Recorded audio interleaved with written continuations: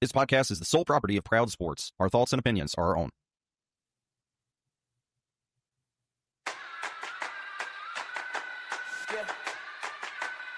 They say I walk like a king, talk like a king. You can act around now, say the same thing. They chasing the fame, they all want the name. But they ain't got what's running through these veins. Say I walk like a king, talk like a king. You can act around now, say the same thing. They chasing the fame, they all want the name.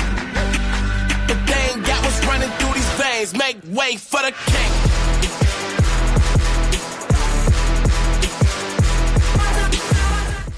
Time for a Proud Panthers podcast. Hope it's a great day for you, and thanks for following along with us. Part of Proud Sports, and always ProudSports.com. I am Steven. In this podcast, if you haven't joined us before, is the home for everything High Point University basketball. Now undefeated, still in the Big South Conference, 3-0 after beating Gardner-Webb. 15 wins on the season.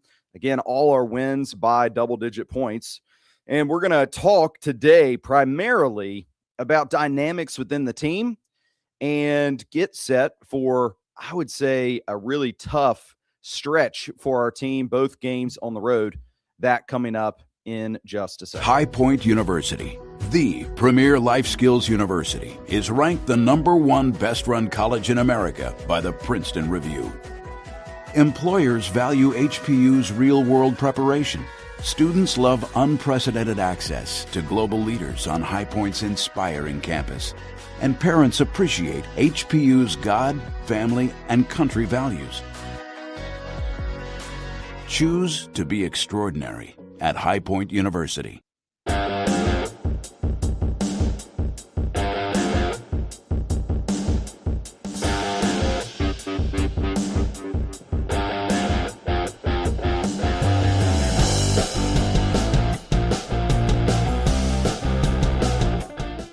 Back on the Proud Panthers podcast. I hope you'll follow along with me at Stephen Beck PS, because after all of our games, we normally do a spaces. Now, I'll admit, after Wednesday's win against Gardner-Webb, I kind of set that one out. I don't know that there was a whole lot more that could be said than, honestly, the talking that our team did on the court.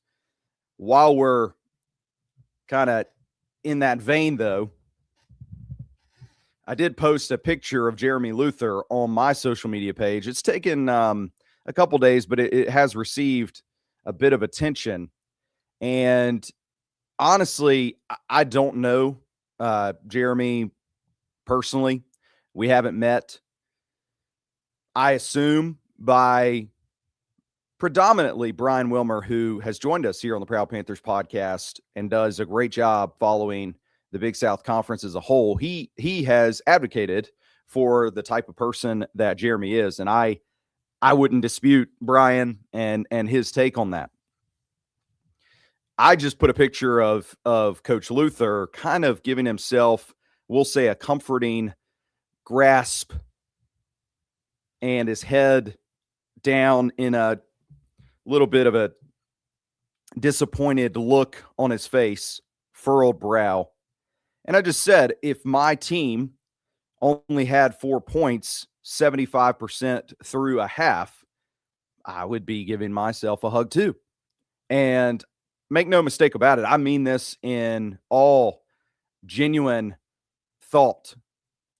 At one time, I desired to be a head basketball coach for collegiate teams, and thought I wanted to take that path, and life took me other directions. But I can only put myself in that place and try to imagine, okay, what do you really do there?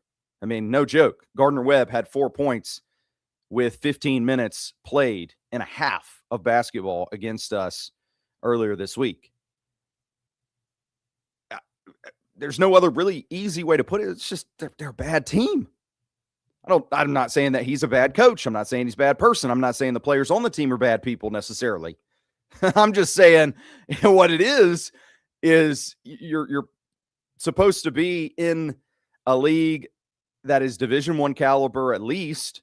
And this is at the end, you can go back and look up all the records that were broken with this, but it's like the largest margin of victory in the Big South Conference ever between league foes.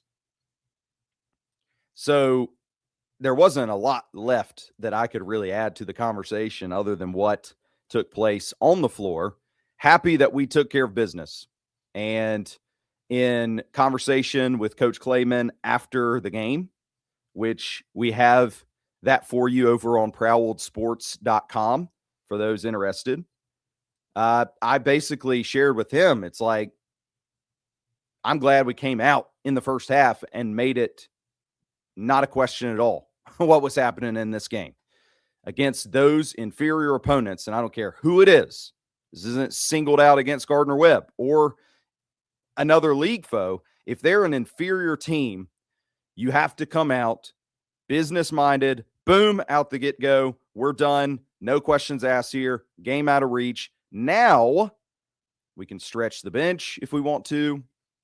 We can try other tactics and ideas of things that maybe we want to work on.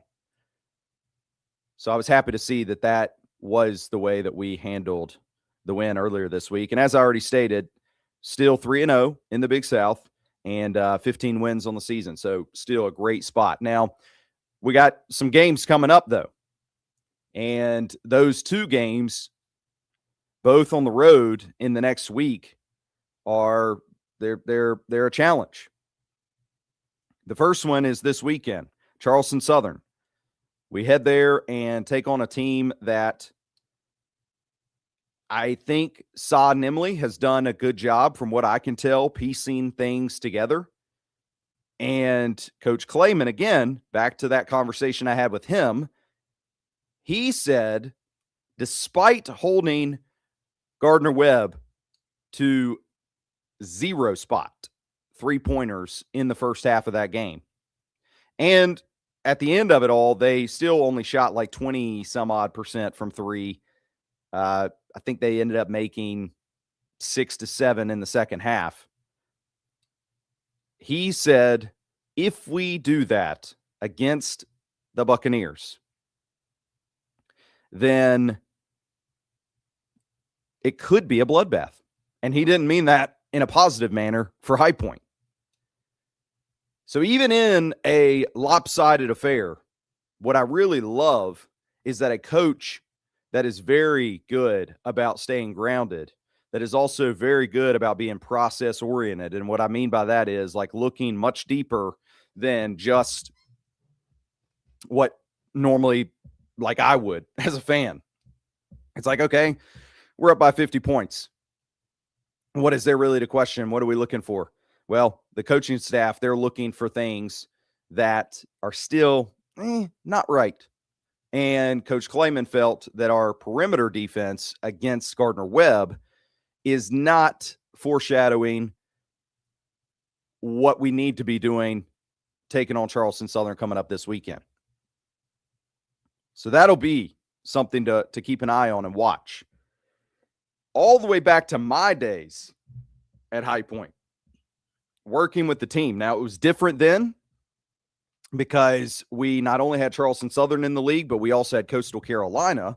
And back then, when I would assume finances were a lot tighter, the program was certainly at a different echelon, not nearly as good and on the rise then, we'll say. We took a South Carolina Charleston trip kind of swing where we would go stay on the road. We'd play Charleston Southern and play Coastal Carolina in the same swoop before we made a return trip. And I always remembered that swing, that trip. I don't know if it was because we didn't make a return home, if it was just because it was different, always a difficult trip. So you can't go into a teeny tiny Buck Dome is what they call it. They call it a dome. I guess you got to call it something, but I always found that really funny that this little high school size gym is called a dome. You can't go to the Buck Dome and play like it's just an easy breezy affair. I feel like you have to really go down there and try to remind self as a player, like, all right, now buckle up. We got to do our thing for the next 40 minutes. So I think that is going to be the first premier challenge coming up on Saturday, that game at 2:00. Later in the week, on Wednesday, then we travel to Rock Hill, play Winthrop. We'll be talking more about that here on the Proud Panthers podcast. Let's get through one of those, but I'm just saying it is, for what it is, a tough stretch. But primarily today, my mind continues to be on the dynamics around our team, because when you consider 15 wins, they're all by double-digit points. You consider undefeated in your league right now. You consider a coach that, even though despite it's his first official season being the head man for everything, the continuity has really continued in a strong way. And don't take that for granted. It doesn't always happen that way. All the metrics, net rankings, Ken Palm, Torvik, whatever it is that you like to look at, things are trending still in a positive manner. Actually, I'll even tip the cap to this on social media this week, was another efficiency type graph.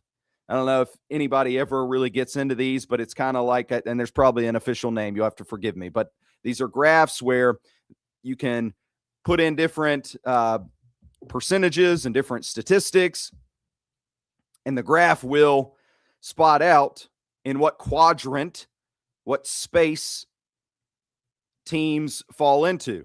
And High Point fell into a category, and it was shared by the High Point basketball account on X, HPUMBB, I believe is what their handle is. High Point fell into a quadrant along with some other really good dynamic teams. And so as we think about all those positives, the question I have is, where is the team really sitting? Are they gelling together? See, I made a passing comment in the last Proud Panthers episode that I feel like has to be true.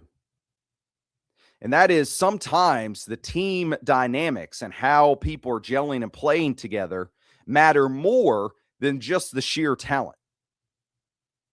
Now, our team, make no mistake, last year when we went to the tournament, went to the NCAAs, all that good kind of stuff, it was a talented team. There was still talent there. But I think by and large, the story that came out of that team was the selflessness. Everybody willing to do whatever it took to make history. And so that little tiny component can be overlooked, and it could just be like, well, whatever. I mean, dude, this is a 10-man lineup, all 5-star recruits.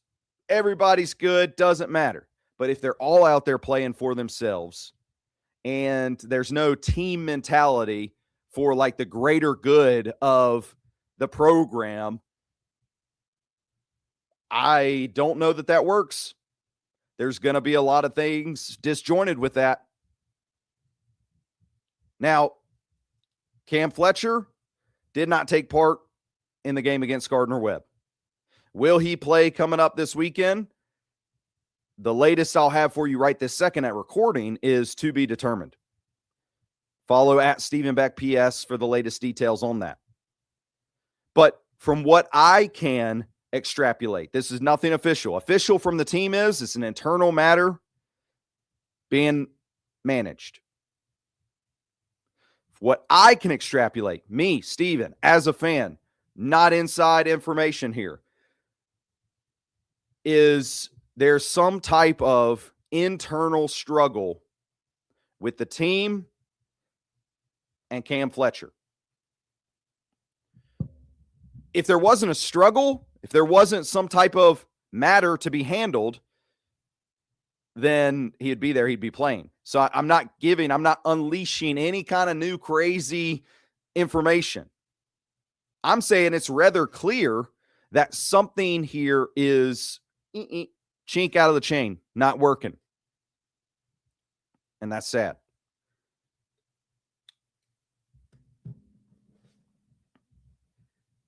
I have to imagine, just trying to use my brain, High Point University graduate here, trying to be rather smart about this. I have to imagine that somewhere the two sides, the team, the program, we'll say the program, I think that's a better word, because the team makes it sound like maybe there is personal issues. I don't know that. I'm saying the program, where the program sits, High Point branded, and where Cam Fletcher is and what he's doing, what he's thinking, where he stands. Those are not aligned right now. He is still a student. He's still on the team. Those two factors have also officially remained true by the program. That can only go for so long. I hate to say that. That can only be a thing for so long. So wherever that misalignment is happening, in my opinion, either it's gonna work and reconcile and go and like, hey, whatever happened, happened. Turn the page, let's go forward, and it works. If that isn't the mentality, I'll take the stance right now. You got to cut the cord because it's just not going to work. As much as I want it to for both sides. I mean, I love High Point University. I'm an alum. I've been a fan forever. Doesn't matter if Cam only joined us this year. I'm a fan of his. I think his talent is off the charts. And honestly, to see a little bit of a redemptive story, I've shared it so much with Terry Anderson and how far he's come from one year to the next. Well, if you don't know Cam's story, he's got injuries. He's got things that have happened in his past as well.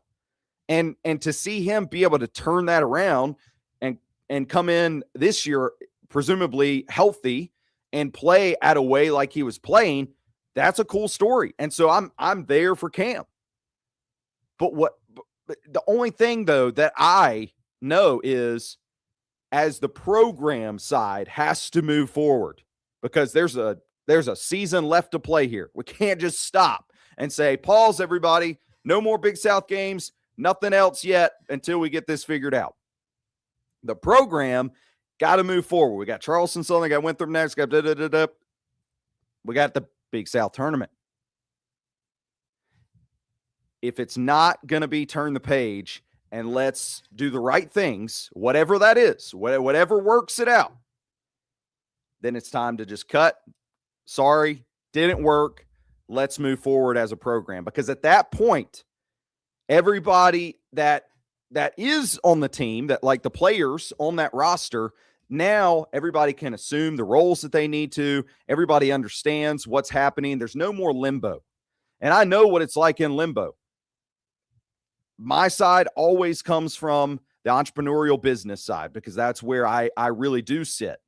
And imagine in a workforce, if there's somebody that maybe there's a little bit of a struggle between not the program in this case, but the business and an employee, not the player, but the employee. If there's this little struggle going on, and let's say there's some type of thing where the business says, well, why don't you take a couple days to think about this? Why don't you go, no hours here at work for right now. You go think about that. So the employee is gone from the business for a little bit.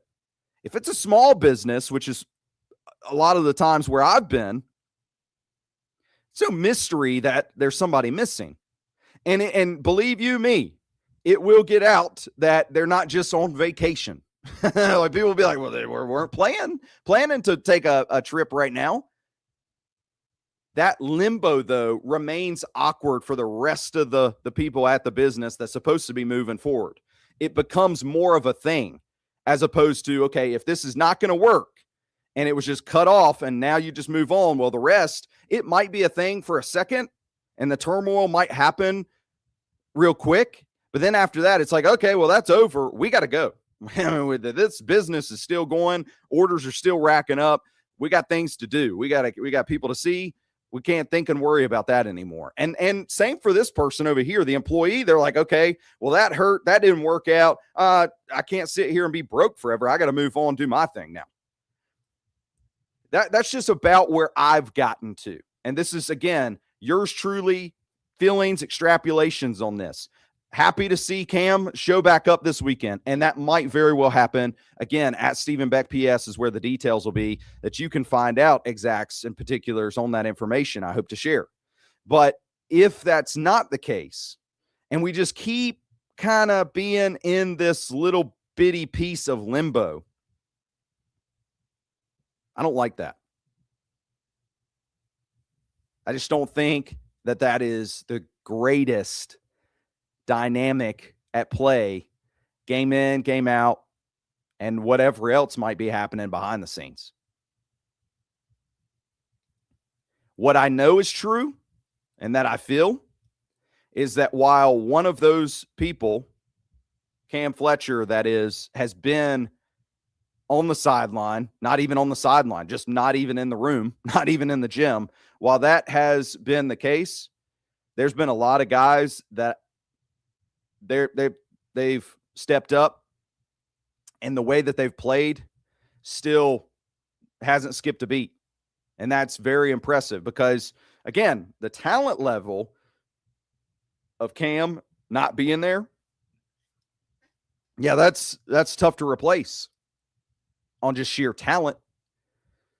But if the team dynamic gels, guys step up, maybe new people take on new roles, then sometimes it just works and things can progress and move forward. I mean, Yusuf and Caden, that little bit of a balance of spelling seems to be working pretty good. Conrad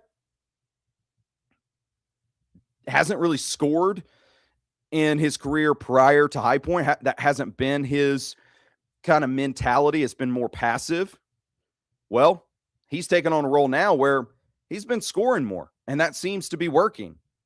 Rob and him both, you're talking about player of the game, sub of the game from this last affair with Gardner-Webb. Both point guards. 1-2 punch. Always takes me back to D'Angelo Williams and Jonathan Stewart, Carolina Panthers. Shout out old school days. Terry Anderson, dude's just balling. He's going to do what he's got to do. Owen, 2 games ago, stepped up in a much bigger way. Things can continue to progress and work. Vincent's taken on more of a role. Baba played a few more minutes against Gardner-Webb. Everything can gel and still move forward. I just would like to know, okay, this is what we're doing. Let's turn the page.